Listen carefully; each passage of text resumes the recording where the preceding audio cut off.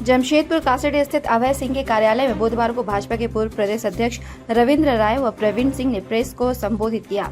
श्री राय ने प्रेस को संबोधित करते हुए कहा कि विगत दिनों कदमा शास्त्री नगर में जो घटना हुई है वह निंदनीय है। इस तरह की घटना बिल्कुल ही नहीं होनी चाहिए थी।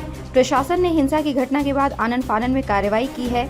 जो घटना के लिए दोषी नहीं है उसे गिरफ्तार कर जेल भेजने का काम किया गया है। इसलिए जिला प्रशासन वैसे लोगों को जेल से बाहर निकाले जो दोषी नहीं है। जो सचमुच में हिंसा के लिए दोषी है, प्रशासन उनको खोज निकाले और उनके साथ प्रशासन को सख्ती से पेश आना चाहिए।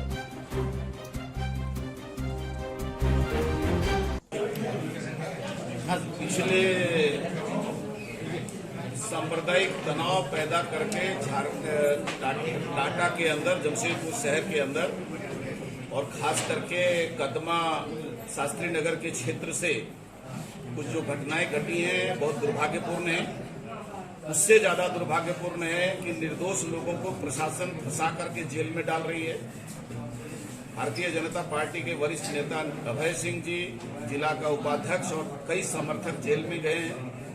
हम इसकी भर्त्सना करते हैं क्योंकि सरकार बिना दोषी को खोजे राजनीतिक कोरम पूरा करने के लिए प्रशासन का दुरुपयोग किया है।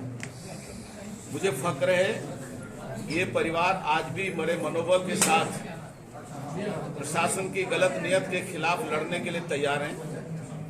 मैं प्रशासन से कहना चाहता हूं, दोषी को पकड़े और निर्दोष जो पकड़े गए हैं, जिनको फंसाया गया है, उनको अविलंब बाहर करे। तभी जमशेदपुर का सामाजिक वातावरण